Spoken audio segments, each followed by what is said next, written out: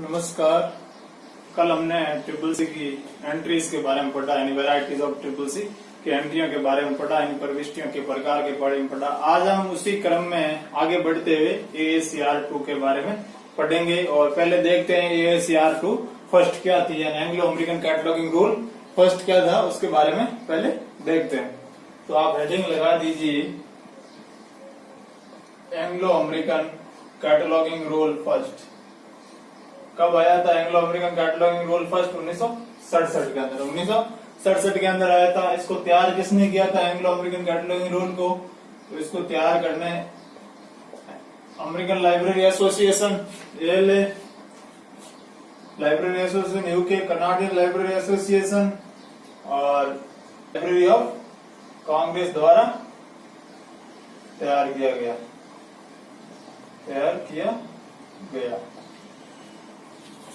इसको किसके द्वारा तैयार किया गया? ALA और कनाडियन लाइब्रेरी और लाइब्रेरी ऑफ कांग्रेस द्वारा इसको तैयार किया गया। और Anglo American cataloguing rule first, ये पेरिस प्रिंसिपल यानी पेरिस सिद्धांत या पेरिस प्रिंसिपल कह सकते हैं आप। पेरिस प्रिंसिपल पर आधारित था। पेरिस प्रिंसिपल क्या था? पेरिस प्रिंसिपल हुआ था international conference on cataloguing principle, यानी ICCP। पेरिस प्रिंसिपल हुआ था 1961 के अंदर। कब हुआ था? 1961 के अंदर हुआ था। इसकी फुल फॉर्म थी international conference on catalogue of principle. तो ये पेरिस प्रिंसिपल पर आधारित था। Paris principle on ICCP। Paris principle कहाँ पे हुआ था? पेरिस के अंदर हुआ था। एक कॉन्फ्रेंस हुई थी, international conference on cataloguing principle पर एक कॉन्फ्रेंस हुई। तो इसको लेकर आपको क्वेश्चन पूछ सकते हैं और ICCP की फुल फॉर्म पूछ सकते हैं और ये डेट को लेकर क्वेश्चन पूछ सकते हैं। और उस समय इसके सचिव कौन थे इस पेरिस प्रिंसिपल के, यानी ICCP international conference on cataloguing principle के सचिव कौन थे? AH Chaplin. कौन सचिव थे? AH Chaplin. कौन सचिव थे? AH Chaplin. तो ये Anglo American cataloguing rule first 1967 में आई थी और इसको तैयार करने अमेरिकन लाइब्रेरी ALA तथा कनाडियन लाइब्रेरी तथा लाइब्रेरी ऑफ कांग्रेस ने सब मिलकर एक तैयार किया था रूल। और ये पेरिस प्रिंसिपल पर आधारित थी। और ये Anglo American cataloguing rule Paris principle पर आधारित थी। और पेरिस प्रिंसिपल ICCP पर एक सम्मेलन हुआ था, कॉन्फ्रेंस हुई थी। ऑन कब हुई थी? 1961 के अंदर। और इसके सचिव कौन थे? AH Chaplin. इसके सचिव थे AH चैपलिन। अब देखिए ये क्या थी? एक तरह से डिक्शनरी कैटलॉगिंग थी, लेकिन ये वर्गीकृत सूची के लिए भी नियम प्रदान करती थी। ये पॉइंट आप नोट कर लीजिए। ये एक डिक्शनरी कैटलॉगिंग थी और लेकिन ये वर्गीकृत सूची के लिए भी, यानी क्लासिफाइड कैटलॉगिंग के लिए भी नियम प्रदान करती थी। प्रकाशित हुई थी ACCR फर्स्ट। कितने संस्करण में प्रकाशित हुई थी? 2 संस्करण में प्रकाशित हुई थी। 2 संस्करण में ये प्रकाशित हुई थी। ये 2 संस्करण में प्रकाशित हुई थी। 2 संस्करण में प्रकाशित। कौन कौन से 2 संस्करण? एक ब्रिटिश टेक्स्ट था, ब्रिटिश टेक्स्ट, जिसके नियम कितने थे? 216 नियम थे। ब्रिटिश टेक्स्ट के कितने नियम थे? 216। और अमेरिकन टेक्स्ट के नियम कितने थे? यानी अमेरिकन टेक्स्ट। दूसरा कौन था? American text. अमेरिकन टेक्स्ट के कितने नियम थे? 226 नियम थे। अमेरिकन टेक्स्ट के 226 नियम थे। तो ये भी नोट कर लेना आप ACCR फर्स्ट के बारे में। ये 2 संस्करण में प्रकाशित हुई थी। तो ब्रिटिश टेक्स्ट के कितने नियम थे और अमेरिकन टेक्स्ट के कितने नियम थे? अब इसका 1956 से 62 तक इसका संपादन किसने किया था? प्रकाशन या इसका संपादन किसने किया था? एडिटर कौन था?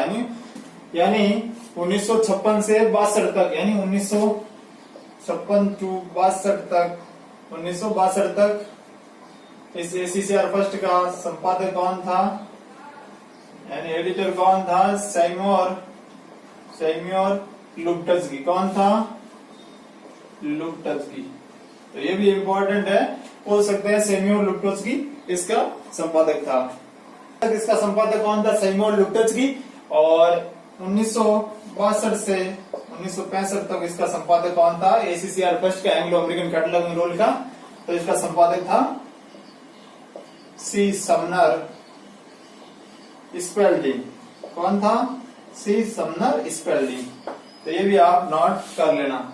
तो ये भी दोनों संपादक याद कर लेना, इंपॉर्टेंट है, यहाँ से क्वेश्चन आपको मिल सकता है।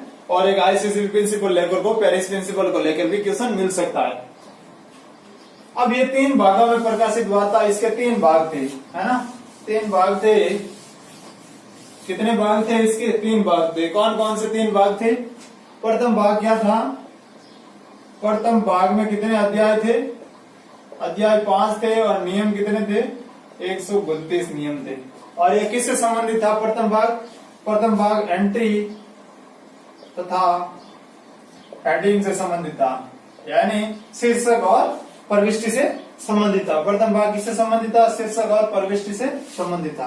तो ये भी एक पॉइंट आप नोट कर लीजिए। एक बेसिक बात है, पॉइंट है, जो ACCR यानी एंग्लो अमेरिकन कैटलॉगिंग रूल को लेकर आपको क्वेश्चन मिल सकते हैं, पूछ सकते हैं। तो प्रथम भाग कितने अध्याय में था? 5 अध्याय में। और नियम कितने थे? 132 नियम थे। और एंट्री और किससे संबंधित था, या इसका नाम पूछ ले, या किससे संबंधित था? या एंट्री और हेडिंग से संबंधित था। और द्वितीय भाग में कितने अध्याय थे? 4 अध्याय थे। कितने अध्याय थे? 4 अध्याय थे। और नियम कितने थे इसके अंदर?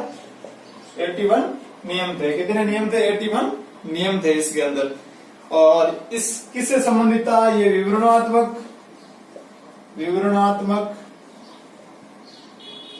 सूचीकरण से संबंधित था, डिस्क्रिप्टिव कैटलॉग से संबंधित था, विवरणात्मक सूचीकरण से संबंधित था, यानी डिस्क्रिप्टिव कैटलॉग से संबंधित था। ये विवरणात्मक सूचीकरण से संबंधित था, विवरणात्मक सूचीकरण से संबंधित था।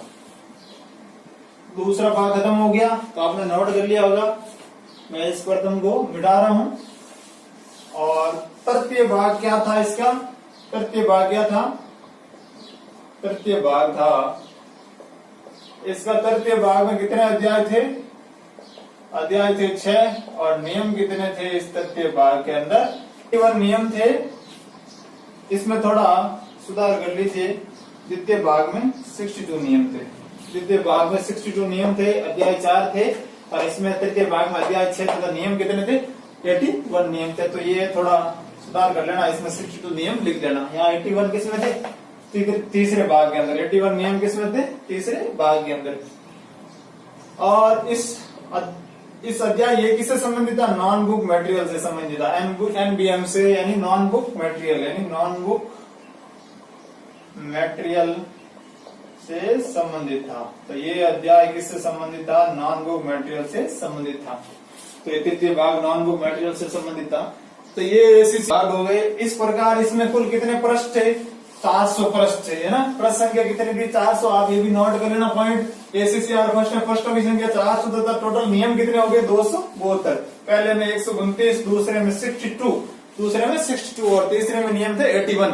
और पहले में अध्याय थे टोटल 5 अध्याय, दूसरे में 4 अध्याय, तीसरे में 6 अध्याय थे। इस तरह से आप ये 3 भागों में इसको बांटा था। तो आपको एग्जाम में पूछ सकते हैं ACCR फर्स्ट को कितने भागों में बांटा था। ये सूची संहिता शोध पुस्तकालय के लिए थी, यानी शुरुआती तौर पे शोध पुस्तकालय के लिए था, फिर लेकिन धीरे धीरे ये सार्वजनिक पुस्तकालय और सामान्य पुस्तकालय के लिए भी उपयोग किए जाने लगा। इस सूची संहिता में डायरेक्ट हेडिंग का प्रावधान किया गया। Direct heading in principle author को बल दिया गया था। प्रिंसिपल ऑथर को बल देने का मतलब मेन एंट्री किससे बनेगी? लेखक से बनेगी। तो प्रिंसिपल ऑथर को बल दिया गया था। प्रिंसिपल ऑथर या लेखक के नाम पर बल ज्यादा दिया गया था, इसलिए इसे प्रिंसिपल ऑथर पर बल दिया गया। ये भी एक पॉइंट आप नोट कर लेना ACCR फर्स्ट के। और ACCR फर्स्ट इतना सक्सेसफुल हुआ नहीं, क्योंकि ये सब्जेक्ट कैटलॉगिंग की सुविधा प्रदान नहीं करता है, यानी सब्जेक्ट कैटलॉगिंग यानी विषय के अनुसार सूचीकरण के नियम प्रदान नहीं करता था। तो इसके लिए आगे बढ़कर 1978 के अंदर क्या निकाल दिया? एंग्लो अमेरिकन कैटलॉगिंग रूल 2 निकाला। कब निकाला था? 1978 के अंदर। तो ये ACCR फर्स्ट को खत्म कर दिया और उसकी जगह एंग्लो अमेरिकन कैटलॉगिंग रूल 2 निकाल दिया। कब निकाल दिया? 1978 के अंदर। इसको भी किसने निकाला था? LA American library association, LA UK वाली, और कनाडियन लाइब्रेरी एसोसिएशन और लाइब्रेरी ऑफ कांग्रेस ने, इन चारों ने मिलकर निकाला था, इन चारों ने मिलकर इसको निकाला था। और इसका रिवाइज एडिशन आया था, आपको पूछ ले, रिवाइज एडिशन पूछ ले 1988 के अंदर। एसीसीआर फर्स्ट, एसीसीआर 2 का रिवाइज एडिशन कब आया था? 1988 के अंदर ये रिवाइज एडिशन आया था। अब देखिए एसीसीआर 2 को यानी एंग्लो अमेरिकन कैटलॉगिंग रूल 2 को अंतरराष्ट्रीय स्तर पर नियमावली के रूप में मान्यता कब मिली थी इसको? 1981 के अंदर अंतरराष्ट्रीय स्तर पर नियमावली के रूप में इसको मान्यता कब मिली थी? एसीसीआर 2 को 1981 के अंदर। इम्पोर्टेंट है, अंतरराष्ट्रीय स्तर पर नियमावली के रूप में इसे कब मान्यता मिली थी? 1981 के अंदर इसे मान्यता दी गई थी। ये मार्क प्रोजेक्ट को भी सपोर्ट करती थी, ये भी पॉइंट नोट कर लेना, क्योंकि एसीसीआर 2 किसको सपोर्ट करती थी? मार्क प्रोजेक्ट को भी, मशीन इन रीडेबल कैटलॉगिंग को भी सपोर्ट करती थी, मशीन रीडेबल कैटलॉगिंग को भी सपोर्ट करती थी, मार्क प्रोजेक्ट को भी सपोर्ट करती थी, तो ये भी पॉइंट आप नोट कर लेना, ये मार्क प्रोजेक्ट को सपोर्ट करती थी। और इसमें नॉन बुक मटेरियल एनबीएम के लिए भी विस्तृत नियम प्रदान किए गए थे, यानी विस्तृत नियम प्रदान किए गए थे। नॉन बुक मटेरियल के लिए भी नियम प्रदान किए गए थे। ये बेसिक बातें हैं, प्रदान किए गए थे, जो आपको एग्जाम में पूछ सकते हैं। तो मैंने एसीसीआर फर्स्ट और एसीसीआर 2 की बेसिक बातें आपको बता दी। अब देखिए इसी क्रम में आगे बढ़ते हैं। एसीसीआर 2 के अंदर अपन एंट्री बनाना सीखते हैं, तो आप हेडिंग लगा दीजिए टाइप्स ऑफ एंट्रीज ऑफ एसीसीआर 2, यानी एंग्लो अमेरिकन कैटलॉगिंग रूल 2 के अनुसार प्रविष्टियों के प्रकार, कितने प्रकार की प्रविष्टियां होती हैं, तो आप हेडिंग लगा दीजिए टाइप्स ऑफ एंट्रीज ऑफ एसीसीआर 2, यानी एंग्लो, इसकी फुल फॉर्म लिखना चाहिए तो आप लिख सकते हैं एंग्लो अमेरिकन कैटलॉगिंग रूल 2, है ना, इसको एंग्लो अमेरिकन कैटलॉगिंग रूल 2 कहते हैं। एसीसीआर 2 के अनुसार प्रविष्टियां के प्रकार, तो आप ये हेडिंग लगा दीजिए, एसीसीआर 2 के अनुसार प्रविष्टियों के कितने प्रकार होते हैं। जिस तरह से अपने ट्रिपल सी के अनुसार एंट्रियों के प्रकार पढ़े, उसी प्रकार हमें आगे एसीसीआर 2 के अनुसार एंट्रियों के प्रकार पढ़ने हैं। तो देखिए एसीसीआर 2 के अनुसार एंट्रियां कितने प्रकार की होती हैं? 3 प्रकार की होती हैं, 3 प्रकार की होती है। कौन कौन सी होती है? एक होती है मैन एंट्री, मैन एंट्री यानी मुख्य प्रविष्टि, मैन एंट्री यानी मुख्य प्रविष्टि। दूसरी एंट्री होती है एडेड एंट्री, दूसरी एडेड एंट्री यानी सहायक प्रविष्टि, या आप इतर प्रविष्टि भी कहते हैं। तीसरी एंट्री होती है इसमें रेफरेंस एंट्री, यानी निर्देश प्रविष्टि। इसको क्या कहते हैं? निर्देश प्रविष्टि। आप नोट करना चाहिए इसके नीचे, तो निर्देश प्रविष्टि लिख देना। और ये सहायक प्रविष्टि एडेड एंट्री, और ये मैन एंट्री यानी मुख्य प्रविष्टि। अब देखिए एडेड एंट्री कितने प्रकार की होती है? इसमें एडेड एंट्री 5 प्रकार की होती है। एसीसीआर 2 के अनुसार एडेड एंट्री कितने प्रकार की होती है? 5 प्रकार की। कौन कौन सी? पहली एडेड एंट्री होती है subject added entry, subject entry यानी विषय प्रविष्टि। क्योंकि देखिए मैं आपको कंपैरिजन करके पढ़ाता हूँ, दोनों में कंपेयर करता हूँ, ट्रिपल सी और एसीसीआर 2 यानी एंग्लो अमेरिकन कैटलॉगिंग रूल और क्लासिफाइड कैटलॉगिंग कोड में, दोनों में कंपैरिजन करके कंपेयर करके बताता हूँ। उसमें देखिए उसमें एडेड एंट्रियां 4 ही थी ट्रिपल सी में, इसमें एडेड एंट्रियां 5 है। 5 एडेड एंट्री, एक एक्स्ट्रा कौन सी? Subject added entry. सब्जेक्ट इसलिए आई क्योंकि ट्रिपल सी में मैन एंट्री किससे बनती थी? कॉल नंबर से बनती थी, लेकिन एसीसीआर में मतलब एंग्लो अमेरिकन कैटलॉगिंग रूल में मैन एंट्री किस में बनेगी?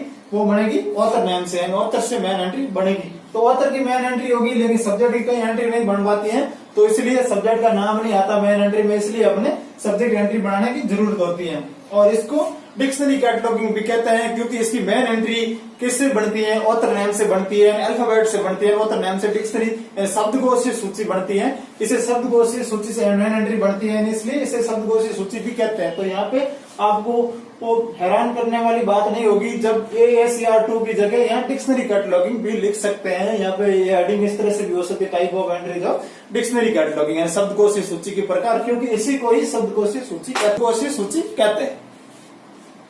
अब देखिए सब्जेक्ट एंट्री है, विषय प्रविष्टि। दूसरी प्रविष्टि होती है ज्वाइंट ऑथर, यानी सकारक ऑथर के रूप में, सकारक रूप में ऑथर आते हैं, ज्वाइंट के रूप में ऑथर आते हैं, 2-3 ऑथर साथ आते हैं, तो उस तरह से एंट्री बनाएंगे, हेडर एंट्री। तीसरी होती है वही टाइटल एंट्री, यानी अक्षय प्रविष्टि। चौथी वही कोलिब्रेटर एंट्री, यानी सहकारक एंट्री। बाकी वही सेम प्रकार है। देखिए उसमें क्या था, सिंगल ऑथर जाता था, सीधे ऑथर की एंट्री यहाँ पे बनाते थे सीधे। ये देखो ये तो वापस वही है, ट्रिपल सी वाली author entry, title entry, collaborator entry और लास्ट एंट्री होगी 5वीं सीरीज एंट्री।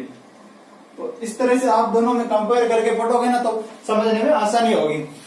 अब देखिए वही कोलिब्रेटर जो मैंने ट्रिपल सी के अंदर बताया, कोलिब्रेटर में कोई चेंजेस नहीं है। कोलिब्रेटर पहला हो गया एडिटर, दूसरा ट्रांसलेटर, तीसरा इलस्ट्रेटर यानी चित्रकार, और चौथा रिवाइजर, और पांचवा कंपाइलर।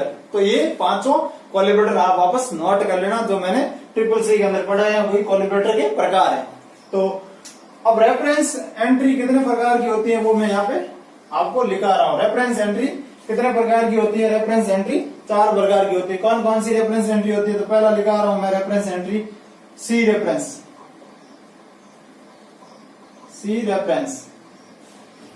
सी रेफरेंस का मतलब हो गया, सी रेफरेंस मतलब देखिए निर्देश। क्या हो गया? देखिए निर्देश। दूसरा हो गया सी आल्सो रेफरेंसिंग, इससे भी देखिए निर्देश। तो इसके नीचे आप लिख देना इससे भी देखिए निर्देश। और चौथा होता है टाइटल नेम रेफरेंस, यानी आख्या नाम निर्देश। और तीसरा हो गया, और चौथा है एक्सप्लानेटरी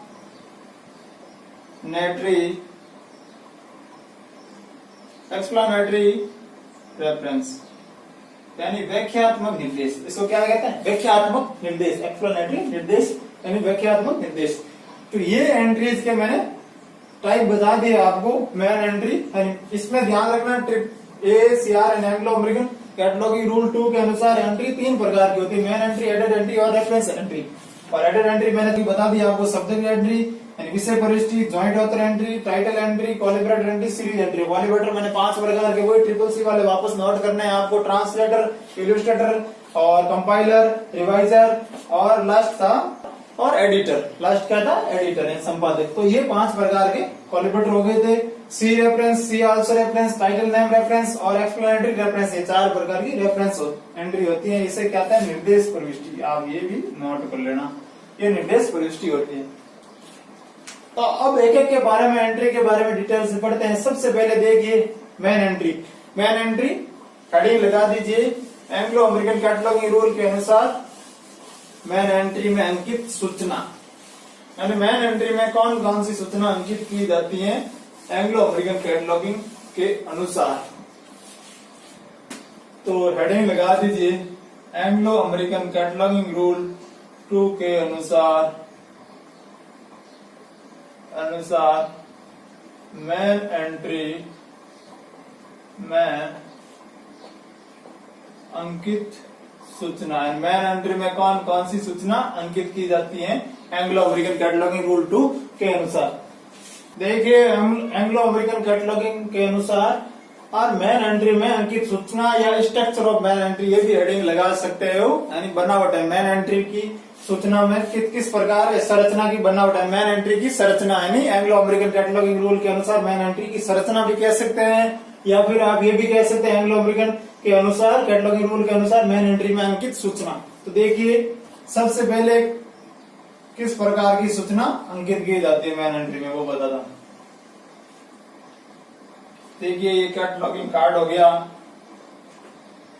ये फर्स्ट वर्टिकल लाइन हो गई, सेकेंड वर्टिकल लाइन हो गई, ये लीडिंग लाइन हो गई। अब देखिए सबसे पहले तो आपको ये पता होना चाहिए एंग्लो अमेरिकन कैटलॉगिंग रूल के अनुसार मेन एंट्री में कितने सेक्शन होते हैं, तो 8 सेक्शन इसमें होते हैं। और ट्रिपल सी में कितने सेक्शन थे, 6 सेक्शन थे। और इसमें कितने सेक्शन होते हैं, 8 सेक्शन होते हैं। इसमें पहला सेक्शन कौन सा होता है, इसमें एंग्लो अमेरिकन कैटलॉगिंग रूल 2 में पहला सेक्शन होता है कॉल नंबर सेक्शन। क्या होता है, कॉल नंबर सेक्शन। पहला सेक्शन क्या होता है, कॉल नंबर सेक्शन। तो आप नोट कर लेना साथ साथ और लिखते भी जाना, मैं पॉइंट टू पॉइंट बोलूंगा और ये बातें लिखते जाना आप। कॉल नंबर सेक्शन कहाँ पे अंकित किए जाते हैं, तो देखिए call number section leading line के ऊपर लेफ्ट मार्जिन में अंकित किए जाते हैं, यानी फर्स्ट वर्टिकल लाइन से इधर लीडिंग लाइन के ऊपर और लेफ्ट मार्जिन में अंकित किए जाएंगे कॉल नंबर। और कॉल नंबर सेक्शन में कॉल नंबर अंकित किए जाएंगे। इसमें कॉल नंबर पेंसिल से लिखो, ऐसा कोई प्रावधान नहीं है, अपनी सुविधा के अनुसार आप पेंसिल से लिख भी सकते हो, नहीं भी लिख सकते हैं, ऐसा इसमें रूल लिखा हुआ है। दूसरा इसमें सेक्शन होता है हेडिंग सेक्शन। दूसरा सेक्शन होता है हेडिंग सेक्शन। तो देखिए आप ध्यान रखना, हेडिंग सेक्शन इसमें कहां से स्टार्ट होता है, फर्स्ट वर्टिकल लाइन से। हेडिंग सेक्शन स्टार्ट होता है फर्स्ट वर्टिकल लाइन से, शीर्षक अनुच्छेद इसे कहते हैं, शीर्षक अनुच्छेद। और यहीं पे ट्रिपल सी से आप कंपेयर करोगे तो ट्रिपल सी में फर्स्ट वर्टिकल लाइन से लीडिंग सेक्शन स्टार्ट होता था, जिसमें कॉल नंबर यहाँ पे लिखा जाता है, इसमें यहाँ पे आप दोनों को कंपेयर करके पढ़ना, जब भी पढ़ो ना दोनों को साथ करके पढ़ना, तो इसलिए आपको कंपेरिजन करने में समझने में ज्यादा आसानी होगी। दोनों को कंपेयर करोगे तो समझने में ज्यादा आसानी होगी। तो फंडामेंटल सब आपके क्लियर हो जाएंगे, इसके एक एक फंडामेंटल चीज आपको बेसिक बातें क्लियर हो जाएगी दोनों एंट्रीज की। तो हेडिंग सेक्शन, अब देखिए इंपॉर्टेंट चीज है, हेडिंग सेक्शन में किसकी सूचना अंकित की जाती है, लेख के बारे में। वही हेडिंग सेक्शन में लेख के बारे में सूचना अंकित की जाती है, यानी हेडिंग सेक्शन में लेख के बारे में सूचना अंकित की जाती है। जैसे किस प्रकार सूचना अंकित करेंगे लेखक की, मैं यहाँ पे लिख के बताता हूँ। जैसे कोई लेखक है, ग्रंथ आया है रमेश शर्मा, जिसकी हमें डेट ऑफ बर्थ दे रखी है 1950 और डेट ऑफ डेथ दे रखी है 2010। इसकी डेट ऑफ डेथ हमें दे रखी है, मैंने कोई एग्जाम्पल उठाया है।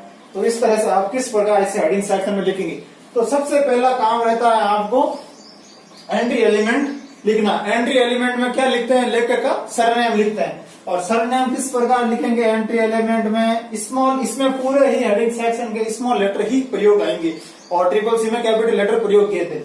और इसमें देखना शर्मा, यानी सरनेम उसमें कैपिटल लेटर से लिखा था, इसमें स्मॉल लेटर से शर्मा, फिर कोमा लगा के एंट्री एलिमेंट के बाद में सेकेंडरी एलिमेंट गौण पद में क्या आएगा, नाम रमेश, कोमा के बाद उसका जन्म वर्ष 1950, हाइफन का प्रयोग करते हुए उसका मृत्यु वर्ष 2010, और अंत में फुल स्टॉप का प्रयोग।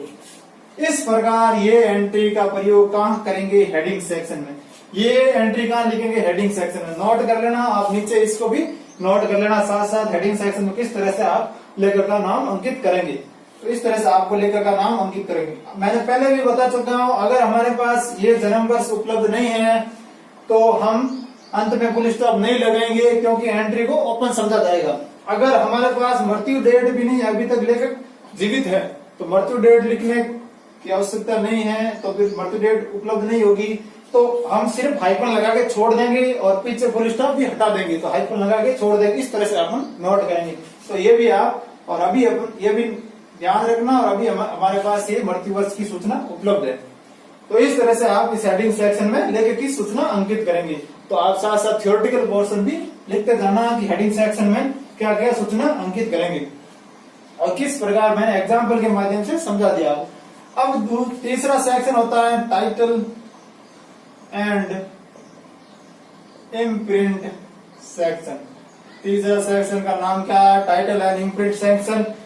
और टाइटल एंड इम्प्रिंट सेक्शन कहां से स्टार्ट होता है, सेकंड वर्टिकल लाइन या सेकंड इंडेंटेशन लाइन से। इसमें ध्यान रखना, इंपॉर्टेंट पॉइंट यही है कि हेडिंग सेक्शन, एकमात्र हेडिंग सेक्शन ही फर्स्ट वर्टिकल लाइन से स्टार्ट होता है, बाकी सभी टाइटल, इम्प्रिंट सेक्शन और सब कुछ कैसे स्टार्ट होगा, सेकंड वर्टिकल लाइन से। जितने भी सेक्शन आएंगे वो सब सेकंड वर्टिकल लाइन से स्टार्ट होगा। अब देखिए टाइटल एंड इम्प्रिंट सेक्शन में किस प्रकार की सूचना अंकित करेंगे, वो मैं यहाँ पे आपको एग्जाम्पल के माध्यम से समझाता हूँ। जैसे देखिए टाइटल सेक्शन, सबसे पहले टाइटल सेक्शन में क्या आएगा, मेन टाइटल। तो आप क्या अंकित करेंगे, मेन टाइटल, जो भी मेन टाइटल होगा वो मेन टाइटल अंकित करेंगे। मेन टाइटल अंकित कर दिया। मेन टाइटल के साथ कोई पैरेलल टाइटल हो तो उसको जोड़ने के लिए किसका यूज करेंगे, नियोजित चिन्ह के रूप में इक्वल टू का यूज करते हुए क्या नोट करेंगे यहाँ पे, पैरेलल टाइटल यानी समांतर अख्या हो, पैरेलल टाइटल नोट करेंगे। यहाँ पे पैरेलल टाइटल लिखेंगे इस तरह से। पैरेलल टाइटल क्यों लिखा जाता है, यानी मेन टाइटल तो क्या होता है, ग्रंथ के जैसे मेन पृष्ठ पर लिखा होता है बुक के, वो लिखा जाता है। पैरेलल टाइटल को इसको दूसरी जन भाषा में अनुवाद किया जाता है। जैसे मेन टाइटल आया कॉलम क्लासिफिकेशन, इस तरह से कोई मेन टाइटल आया कॉलम क्लासिफिकेशन नाम से कोई मेन टाइटल आया, इसका हिंदी में अर्थ क्या होता दूसरी भाषा में, तो हिंदी में द्विगु बिंदु वर्गीकरण यही अर्थ होता। तो इसको कॉलम क्लासिफिकेशन यहाँ उतारेंगे, इक्वल टू का निशान लगाते हुए द्विगु बिंदु वर्गीकरण को यहाँ पे लिखेंगे। तो इस तरह से मेन टाइटल को पैरेलल टाइटल से जोड़ने के लिए योजक चिन्ह के रूप में किसका यूज करते हैं, इक्वल टू का। तो पहला इक्वेशन यही आएगा, मेन टाइटल को पैरेलल टाइटल से जोड़ने के लिए योजक चिन्ह का यूज करते हैं। कॉलम कॉल सेक्शन कहाँ पे लिखा जाता है, हेडिंग सेक्शन कहाँ पे लिखा जाता है, हेडिंग सेक्शन में किसकी सूचना अंकित की जाती है। तो इस तरह से क्वेश्चन पूछे। फिर देखिए पैरेलल टाइटल के बाद कॉलम का चिन्ह लगाते हुए क्या लिखेंगे, सब टाइटल यानी उप अख्या लिखेंगे, सब टाइटल। अगर पैरेलल टाइटल उपलब्ध नहीं है तो डायरेक्ट मेन टाइटल उपलब्ध, मेन टाइटल के साथ सब टाइटल उपलब्ध हो तो सब टाइटल कॉलम के साथ जोड़ सकते हैं। अगर सब टाइटल उपलब्ध नहीं हो, पैरेलल टाइटल उपलब्ध है तो कॉलम के साथ भी जोड़ सकते हैं। इसके कॉलम क्या है, इसके साथ इक्वल टू का निशान लगाते हुए मेन टाइटल के साथ सीधा जोड़ सकते हैं, मेन टाइटल के साथ सीधा जोड़ सकते हैं पैरेलल टाइटल। अब देखिए पैरेलल टाइटल के बाद कॉलम के साथ सब टाइटल, अब टाइटल का फंडा पूरा हुआ। इसके बाद इसी के अंदर टाइटल से आगे बढ़ते हुए टाइटल एंड इम्प्रिंट सेक्शन बहुत बड़ा है, ये बहुत बड़ा है, ये बॉडी ऑफ एंट्री कहलाता है। यानी किसी भी एंट्री की बॉडी ऑफ एंट्री कौन सा कहलाता है, क्वेश्चन पूछ रहे तो टाइटल एंड इम्प्रिंट सेक्शन, ये पूरा बॉडी ऑफ एंट्री कहलाता है किसी भी प्रविष्टि का। अब देखिए अपन फिर रिस्पॉन्सिबिलिटी सेक्शन, इसको बोलते हैं ऑब्लिक्यू।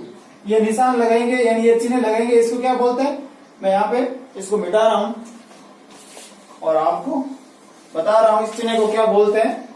ये आडी रेखा होगी, इस तरह से रेखा खींचेंगे अपन, इसको क्या बोलते हैं, ऑब्लिक्यू। ऑब्लिक्यू इस चिन्ह को बोलते हैं ऑब्लिक्यू, ऑब्लिक्यू चिन्ह बोलते हैं इसको। और इसके बाद क्या लिखेंगे, रिस्पॉन्सिबिलिटी स्टेटमेंट। रिस्पॉन्सिबिलिटी स्टेटमेंट में जानकारी देंगे हम किसकी, लेखक, संपादक और सहकारक की जानकारी देंगे। रिस्पॉन्सिबिलिटी स्टेटमेंट में लेखक की जानकारी देंगे। अब लेखक से भले ही लेखक नाम से मेन एंट्री बन रही है तो भी टाइटल के अंदर अपन को लेखक का नाम एक बार और लिखना पड़ेगा, इसके अंदर ऐसा रूल है। तो इसमें क्या आएगा, लेखक का नाम आएगा, यानी लेखक का नाम। यहाँ पे क्या आएगा, ऑथर नेम। ऑथर नेम हो गया। ऑथर नेम को किससे जोड़ेंगे, बाई के द्वारा। फिर रिस्पॉन्सिबिलिटी सेक्शन यानी ऑब्लिक्यू आगे लगेंगे बाई ऑथर नेम। जो भी ऑथर होगा, चाहे जैसे मान ले बुक आई रंगनाथन की ऑथर तो रंगनाथन लिख देंगे यहाँ पे। ऑथर नेम क्या आएगा, ऑथर नेम। तो यहाँ पे आएगा ऑथर नेम।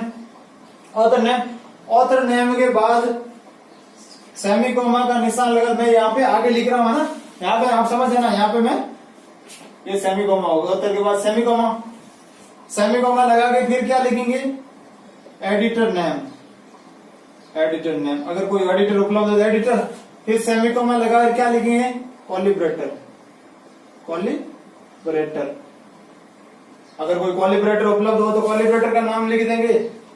फिर अपन क्या लिखेंगे, फिर इसके बाद लिखेंगे एडिशन। एडिशन नेम यानी एडिशन, कौन सा एडिशन है, इसका कौन सा संस्करण उपलब्ध दिया हुआ है कि भाई इसको ग्रंथ का छठा संस्करण है, 5 संस्करण पहला संस्करण है, तो एडिशन के बारे में। उससे पहले योजक चिन्ह के रूप में, एडिशन से पहले योजक चिन्ह के रूप में किसका प्रयोग करेंगे, डॉट डैश का प्रयोग। याद रखना, डॉट डैश का प्रयोग।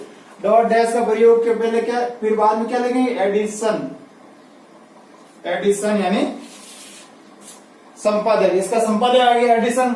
एडिशन के बाद फुल स्टॉप का प्रयोग करेंगे। एडिशन के बाद फुल स्टॉप का प्रयोग करेंगे। फिर क्या करेंगे, इम्प्रिंट सेक्शन यानी प्रकाशक विवरण। ये तो टाइटल के बारे में पूरी जानकारी होगी, पूरी जानकारी टाइटल के साथ विद ऑथर हो गया, एडिटर हो गया, कॉलिब्रेटर हो गया, एडिशन हो गया। उसके बाद हाइपन लगाते हुए यानी हाइपन का निशान लगाते हुए क्या लिखेंगे, स्थान यानी किसका स्थान लिखेंगे, इस प्रकाशक का स्थान यानी प्रकाशक का स्थान लिखेंगे। पब्लिकेशन पैलेस यानी प्रकाशक स्थान, प्रकाशक का स्थान लिखेंगे किस योजक चिन्ह के साथ, हाइफन के साथ। फिर कोलन का निशान लगाते हुए प्रकाशक का नाम, यानी जो पब्लिकेशन है प्रकाशक है, प्रकाशन का नाम। तो मैं यहाँ पे शॉर्ट में पीयू भी कर रहा हूँ, यानी पब्लिशन लिख रहा हूँ, पब्लिकेशन नेम। यहाँ पे जगह नहीं है तो इसलिए आप समझ जाना, पब्लिशन नेम यानी कोलन के साथ जोड़ेंगे पब्लिशन नेम। फिर इसके बाद देखिए यहाँ पे कौन सा निशान लगेंगे, कोमा का। कैसा निशान लगेंगे, कोमा का। आप ध्यान रखना, मेरे शब्दों पर ध्यान रखना, ये दिखाई नहीं दे रहा होगा आपको तो मेरे शब्दों पर ध्यान रखना कि यहाँ पे किसका निशान लगेंगे, कोमा का। कोमा के बाद क्या लिखेंगे, ईयर ऑफ पब्लिशन, पब्लिशन ईयर लिखेंगे। मैं यहाँ पे लिख रहा हूँ पब्लिशन ईयर यानी प्रकाशक वर्ष, और अंत में फुल स्टॉप का प्रयोग करेंगे, अंत में फुल स्टॉप का प्रयोग करेंगे। एक बार और समझा देता हूं मैं आपको। टाइटल एंड इम्प्रिंट सेक्शन है ना, क्या और प्रकाशक विवरण सूचना देंगे तीसरे सेक्शन के अंदर। सबसे पहले मेन टाइटल लिखेंगे। अगर कोई पैरेलल टाइटल हो जोड़ने के लिए तो योजक चिन्ह के रूप में किसका यूज करते हैं, इक्वल टू, योजक चिन्ह का रूप। पैरेलल टाइटल को सब टाइटल से जोड़ने के लिए कोलन का यूज करेंगे। उसके बाद स्लैश का यूज करके यानी ऑब्लिक यू का यूज करके अपन ऑब्लिक यू का यूज करके फिर रिस्पॉन्सिबिलिटी स्टेटमेंट लिखेंगे। इसको क्या कहते हैं, रिस्पॉन्सिबिलिटी स्टेटमेंट कहते हैं पूरे को। इस पूरे यहाँ तक क्या कहते हैं, ऑथर और एडिटर नेम, इसको रिस्पॉन्सिबिलिटी, इसको कहते हैं स्टेटमेंट कहते हैं। और रिस्पॉन्सिबिलिटी स्टेटमेंट सबसे पहले क्या आएगा, बाई द्वारा किसको जोड़ेंगे, ऑथर नेम को जोड़ेंगे। ऑथर नेम के बाद सेमीकोमा का यूज करेंगे। सेमीकोमा के बाद एडिटर नेम लिखेंगे। एडिटर नेम को सेमीकोमा का यूज करते हैं कोलिब्रेटर नेम लिखेंगे। क्या लिखेंगे, कोलिब्रेटर नेम। उसके बाद डॉट डैश का प्रयोग करते हुए एडिशन को जोड़ेंगे। एडिशन यानी संस्करण, 5वां 6वां 7वां, इस तरह से जो भी उस ग्रंथ का संस्करण उपलब्ध होगा हमारे पास, उसका यहाँ पे संख्या लिखेंगे। यानी किससे, डॉट डैश से। योजक चिन्ह का सबसे फंडा यहाँ पे योजक चिन्ह का ध्यान रखना, इसी में से लेकर आपको क्वेश्चन पूछते हैं। और एडिशन के बाद डॉट का प्रयोग करेंगे अंत में। फिर हाइपन लगाकर पब्लिकेशन प्लेस लिखेंगे, यानी प्रकाशक का स्थान लिखेंगे। फिर कॉलन के साथ स्थान को नेम, और स्थान और नेम को किससे जोड़ेंगे, कॉलन से। यानी प्रकाशक का स्थान और प्रकाशक के नाम को किससे जोड़ेंगे, कॉलन से। और फिर किसका यूज करेंगे, कोमा का। यहाँ पे कोमा है, फिर किसका यूज करेंगे, कोमा का यूज करते हुए कोमा का निशान लगाने के बाद यानी चिन्ह लगाने के बाद किसका प्रयोग करेंगे, फिर पब्लिशन ईयर को लिखेंगे। किसका, पब्लिशन ईयर, और अंत में फुल स्टॉप का प्रयोग करेंगे। तो ये टाइटल एंड इम्प्रिंट सेक्शन की पूरी कहानी थी। इस तरह से टाइटल एंड इम्प्रिंट सेक्शन में पूरी सूचना हम अंकित करेंगे। इसके बाद देखिए अब चौथा सेक्शन होता है physical description and series section. Physical and भौतिक विवरण तथा ग्रंथमाला अनुच्छेद। तो इसको लिखना चाहें तो आप ये भी लिख सकते हैं। तो आपको समझने के लिए भौतिक विवरण है ये, और ग्रंथमाला सेक्शन है। तो इसको मैं मिटा रहा हूं, आपने नोट कर लिया होगा। अब इसकी जगह मैं आपको फिजिकल डिस्क्रिप्शन समझा के बताता हूं। मैं आपको विद एग्जाम्पल समझा रहा हूं, एक एक पॉइंट टू पॉइंट आप साथ साथ नोट करते जाना, इससे आपको समझने में आसानी होगी। अब देखिए physical description and series section. पहले देखते हैं फिजिकल डिस्कशन, भौतिक विवरण। भौतिक विवरण में किस प्रकार की सूचना आती है, इसमें 3 तरह की सूचना आती है। 3 तरह की सूचना कैसे, 3 तत्व आते हैं सूचना के। सबसे पहले इसमें पेज संख्या लिखी जाती है, यानी उस ग्रंथ के पेज संख्या लिखी जाती है। और सबसे पहले मेन पृष्ठों को, यानी सबसे पहले प्रारंभिक पृष्ठ होते हैं ना पेज के प्रारंभिक, किसी ग्रंथ के प्रारंभिक पृष्ठ को किसे लिखा जाता है, स्मॉल। जैसे मान लेते हैं ये प्रारंभिक पृष्ठ हो गया, स्मॉल रोमन में लिखा जाएगा, स्मॉल रोमन में लिखा जाएगा। उसके बाद कोमा का प्रयोग करते हुए मेन पृष्ठों को लिखा जाएगा। जैसे मान लो 450 मेन पृष्ठ हो गया।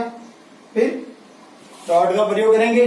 फिर उसके बाद ये तो हो गया पृष्ठ संख्या, पहली सूचना। दूसरी सूचना, अगर इस ग्रंथ के अंदर चित्र उपलब्ध है, 5 उपलब्ध है, 6 चित्र है पूरे बुक के अंदर, यानी जिसका हमने एंट्री बनानी है उस बुक के अंदर 5 चित्र उपलब्ध है, 6 चित्र उपलब्ध है, इलस्ट्रेटर कितने उपलब्ध है उसकी संख्या यहाँ पे नोट करेंगे। और उसको कैसे जोड़ेंगे, पृष्ठों को चित्रों से जोड़ने के लिए कोलन चिन्ह का यूज करेंगे। और उसके बाद चित्रों की संख्या, जैसे मान लेते हैं इसमें 6 चित्र उपलब्ध है मेरे पास, जो भी ग्रंथ है, मैंने एग्जाम्पल बता रहा हूँ ना, आप समझ जाना। 6 चित्र उपलब्ध है, उसके बाद हम लिख देंगे इलस्ट्रेटर, यानी शॉर्ट फॉर्म में ILL लिख देंगे। उसके बाद अगर बुक की साइज हमारे पास उपलब्ध है, यानी बुक की बनावट दी हुई यानी साइज यानी आकार प्रकार हमारे पास उपलब्ध है। तो हम कैसे नोट करेंगे आकार प्रकार, यानी जैसे बुक की साइज दे रखी है अपन को 20.5 सेंटीमीटर, इसको हमने पूर्ण अंकों में यूज करना है। जैसे 20.5 सेंटीमीटर को हमें 21 सेंटीमीटर यूज करना है, यानी कभी भी पॉइंट के अंदर अपन को यहाँ पे नहीं लिखना है, यानी पूर्ण अंकों को यूज करना। अपूर्ण अंकों के यहाँ पे संख्या नहीं उतारनी। जैसे यहाँ पे साइज होती है 10 पॉइंट, इस बुक की साइज 10.5 होती है, 10.4 होती, 10.3 होती, तो भी अपन 11 सेंटीमीटर यूज करते हैं, है ना। इस तरह से आप समझ गए होंगे। तो हमारे पास मैं मान लेता हूँ 20 सेंटीमीटर साइज है बुक की, तो अपन कितनी यूज करेंगे, वो भी कॉलम के साथ योजक चिन्ह, यानी चित्र को साइज से जोड़ने के लिए कॉलम का यूज, और अंत में सेंटीमीटर लगा देंगे, यानी सेंटीमीटर में साइज है। तो ये हो गया फिजिकल डिस्क्रिप्शन, आप समझ गए होंगे।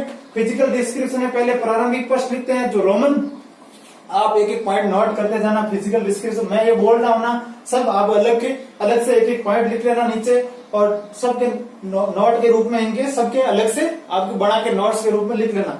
जैसे फिजिकल डिस्क्रिप्शन में कौन सी सूचना आती है, सबसे पहले प्रारंभिक प्रश्न को लिखा जाता है। प्रारंभिक प्रश्न को रोमन लेटर में, रोमन स्मॉल रोमन में लिखा जाता है। प्रारंभिक प्रश्न को स्मॉल रोमन में लिखा जाता है। उसके बाद कोमा लगा के मेन प्रश्न को लिखा जाता है, जो इंडो अरेबिक नंबर में लिखा जाता है, इंडो अरेबिक में लिखा जाता है। और फिर डॉट का प्रयोग करना है प्रश्न पी लिख के प्रश्न के साथ, और फिर कॉलम के साथ चित्र, अगर चित्र उपलब्ध है तो चित्र को लिखना है, कॉलम के साथ जोड़ना है, प्रश्नों से कॉलम के साथ चित्र को जोड़ना। अगर चित्र के बाद उसकी साइज उपलब्ध है बुक की, तो कॉलम के साथ साइज को जोड़ेंगे। ये 3 तरह की सूचना हम फिजिकल डिस्क्रिप्शन में देते हैं। उसके बाद देखना अब सीरीज सेक्शन। अब फिजिकल डिस्क्रिप्शन से सीरीज सेक्शन को जोड़ने के लिए किस योजक चिन्ह का उपयोग करेंगे, डॉट डैश का प्रयोग करेंगे। किसका करेंगे, डॉट डैश का प्रयोग करेंगे।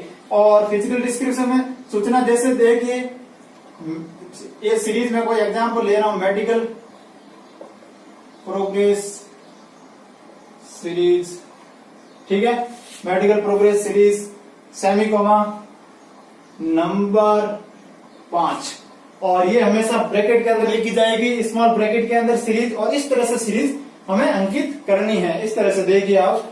और अब सीधा क्वेश्चन आएगा, सीरीज सेक्शन की सूचना अंकित की जाती है फिजिकल डिस्क्रिप्शन के बाद में, कहाँ अंकित की जाती है। और फिजिकल डिस्क्रिप्शन और सीरीज को जोड़ने के लिए किस योजक चिन्ह का उपयोग करते हैं, डॉट डैश का प्रयोग करते हैं। इस तरह से आपको क्वेश्चन पूछेंगे, और ये आप नोट कर लीजिए नीचे, आप अलग से नोट कर लीजिए, फिजिकल डिस्क्रिप्शन और सीरीज सेक्शन लेकर ये एग्जाम्पल नोट कर लीजिए आप। ये आपको समझ में आ गया होगा। अब आगे बढ़ते हैं, फिर देखिए 5वां सेक्शन कौन सा आता है।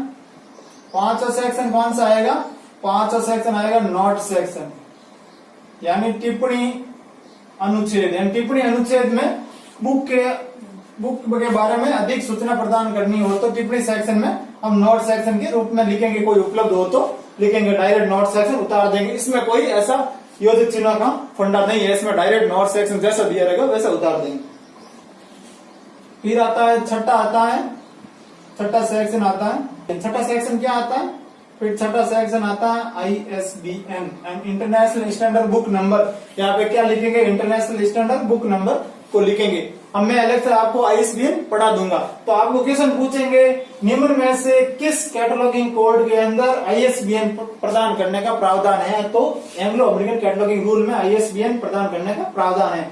और फिर 7वां सेक्शन कहाँ पे आएगा, यहाँ पे 7वां सेक्शन क्या आएगा, एक्सेशन नंबर, यानी ग्रंथ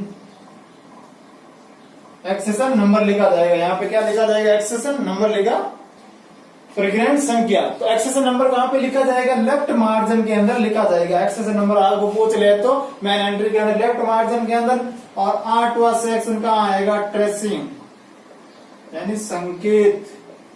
तो आप नोट करना, ट्रेसिंग इस ACR2 एंग्लो अमेरिकन के अनुसार ट्रेसिंग कहाँ अंकित की जा रही है, मैन एंट्री के अंदर फ्रंट पेज पे अंकित की जा रही है। लेकिन CCC के अनुसार मैन एंट्री के बैक साइड में ट्रेसिंग अंकित की जाती थी, लेकिन इसमें ऑटो सेक्शन फ्रंट पेज के अंदर मैन एंट्री के अंदर अंकित किए जा रहे हैं। और मैं पहले ही बता चुका हूँ, ट्रेसिंग के द्वारा मैन एंट्री के बाद बनने वाली एडेड एंट्रियों की सूचना होती है। ट्रेसिंग में किसकी सूचना होती है, जितनी भी सहायक प्रविष्टियां बनेगी उसकी सूचना अंकित की जाती है कि एक मैन एंट्री के बाद कितनी सहायक प्रविष्टियां बनेगी, तो उसके संकेत के रूप में सूचना बनाई जाती है। और ट्रेसिंग में पहले बता चुका हूँ, CCC के अनुसार ये सूचना किसके लिए होती है, कर्मचारियों के लिए होती है, पुस्तकालय पाठकों के लिए नहीं होती है। तो ये 8 और सेक्शन थे, एक एक को मैंने पॉइंट टू पॉइंट आपको बता दिया है और एक एक के बारे में मैंने डिटेल से आपको समझा दिया। तो कॉल नंबर सेक्शन पहला था, दूसरा हेडिंग सेक्शन था, तीसरा टाइटल एंड इम्प्रिंट सेक्शन था, चौथा physical description and series section. और सीधा क्वेश्चन क्या पूछेगा आपको बताऊं, पूछेगा टाइटल एंड इम्प्रिंट सेक्शन के बाद कौन सा सेक्शन आता है मेन एंट्री के अंदर। ACCR 2 के अनुसार सीधा क्वेश्चन आएगा, ACCR 2 के अनुसार मेन एंट्री में फिजिकल डिस्क्रिप्शन के बाद एंड सीरीज सेक्शन के बाद कौन सा सेक्शन आता है, नोट सेक्शन। नोट सेक्शन के बाद कौन सा सेक्शन आता है, ISBN international standard book number section. और फिर कौन सा आता है, फिर आता है एक्सेशन नंबर सेक्शन। कहाँ पे लिखा जाता है, लेफ्ट मार्जिन के अंदर लिखा जाता है ऊपर की तरफ। और फिर आता है लास्ट ट्रेसिंग आता है, संकेत सेक्शन आता है। जो ट्रेसिंग में एडेड एंट्री के लिए जो सब्जेक्ट हेडिंग प्राप्त की जाती है वो Sears list of subject heading या library of Congress of subject heading से वहां पे हेडिंग प्राप्त की जाती है। वो हम आगे एग्जाम्पल के माध्यम से पढ़ेंगे, आगे एग्जाम्पल देखेंगे तब आपको और समझा दूंगा कैसे सब्जेक्ट हेडिंग प्राप्त की जाती है। तो ये आपने नोट कर लिया होगा। ये मैंने मेन एंट्री के बारे में जानकारी बताती है। ACCR 2 के अनुसार मेन एंट्री में कौन कौन सी सूचना अंकित की जाती है और Anglo American cataloguing rule first कब आया था 1967 के अंदर, रूल 2 1978 के अंदर, सबके बारे में बेसिक जानकारी बता दी। और मेन एंट्री आज हमने पढ़ ली, यानी एंग्लो अमेरिकन कैटलॉगिंग रूल के अनुसार मेन एंट्री हमने पढ़ ली। कल हम नेक्स्ट वीडियो के अंदर एडेड एंट्रियों के बारे में पढ़ेंगे। एंग्लो अमेरिकन कैटलॉगिंग रूल के अनुसार जितनी मैंने 4 एडेड एंट्रियां बताई, यानी 5 एडेड एंट्रियां बताई मैंने, 5 एडेड एंट्रियां बताई। पहली सब्जेक्ट एडेड एंट्री, दूसरी joint author added entry, collaborator added entry, collaborator, फिर टाइटल, फिर सीरीज, फिर मैंने रेफरेंस एंट्री बताई। रेफरेंस 4 प्रकार की बताई, यानी see reference, see also reference, title name reference और लास्ट एक्सप्लेनेटरी रेफरेंस एंट्री थी। इन सब के बारे में कल हम डिटेल से पढ़ेंगे और एक एक एंट्री के बारे में लेंगे और मेन एंट्री को और समझेंगे डिटेल से। तो मिलते हैं नेक्स्ट वीडियो के अंदर। धन्यवाद।